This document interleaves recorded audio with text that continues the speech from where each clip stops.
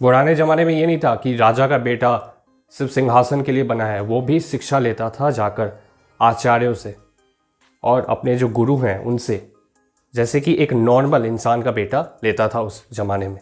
क्या होता था, वहाँ पर पढ़ाई भी की जाती थी और इसके साथ साथ वहाँ पर अलग अलग तरह की विद्या सीखने को मिलती थी, अलग अलग स्किल्स डेवलप किए जाते थे 25 साल की उम्र तक, जो कि अपने आप में बहुत अच्छी बात है। आजकल के टाइम में देखोगे तो क्या है भैया, कोई भी स्कूल में माँ बाप भेज देते हैं, हाँ स्कूल में एसी है ना, अच्छा ठीक है कोई बात नहीं, एसी अगर नहीं हुआ ना तो हम अपने बेटे को आपके स्कूल में नहीं भेजेंगे।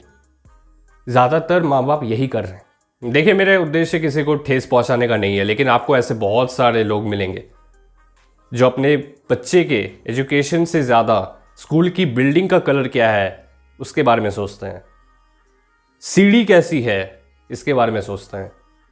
इनफैक्ट अभी बहुत सारे ऐसे लोगों को मैंने बोलते हुए सुना है कि स्कूल के बाहर क्या कुछ अच्छा खाने को मिलता है या नहीं, पहले वो मैटर करता है, एजुकेशन बाद में। तो क्या होगा सोचो, अब कोई भी स्कूल में भेज दे रहे हो आप, लेकिन आप ये नहीं शिक्षा दे पा रहे हो कि आप इस स्कूल में पढ़ने वाले हो 6 साल 7 साल।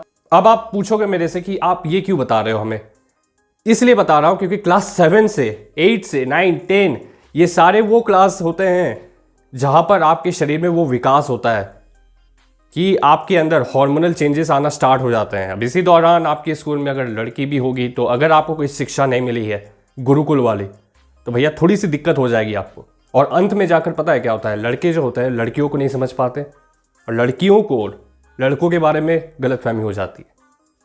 लड़के 3 प्रकार के हो जाते हैं भैया, एक वो जो पढ़ता ही रहता है और लड़कियों से कोई भी लेना देना नहीं है, इनफैक्ट एक शब्द भी बात नहीं करेगा वो किसी से भी, किसी भी लड़की की तरफ देखेगा भी नहीं, ना ही बात करेगा।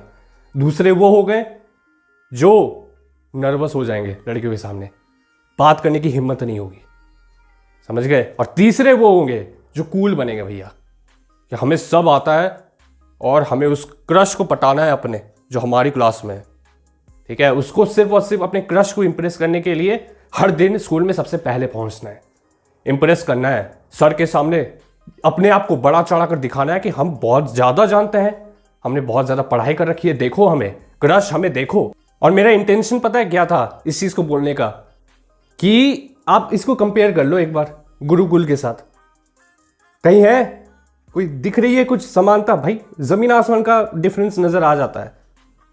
इसलिए जो अट्रैक्शन है ना, उससे सिर्फ और सिर्फ एक तरीका है बचने का, क्योंकि बहुत सारे लोग क्या करते हैं, इसी सोसाइटी में जी रहे हैं जो, तब वो क्या करेंगे। अब सवाल सबसे बड़ा ये है, आंखों को नियंत्रण में आप रख सकते हो, आपकी सोच पर नियंत्रण होना चाहिए, मन के ऊपर नियंत्रण रखना चाहिए आपको, और नहीं रखोगे तो भाई कौन रखेगा?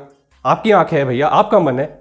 और अगर आपका मन कहीं और जा रहा है और आपका मन आपके वश में नहीं है थोड़ा सा भी, तो सोचो क्या होगा जब दुनिया आपके ऊपर कुछ ना कुछ प्रॉब्लम्स ऐसे करके फेंक देगी।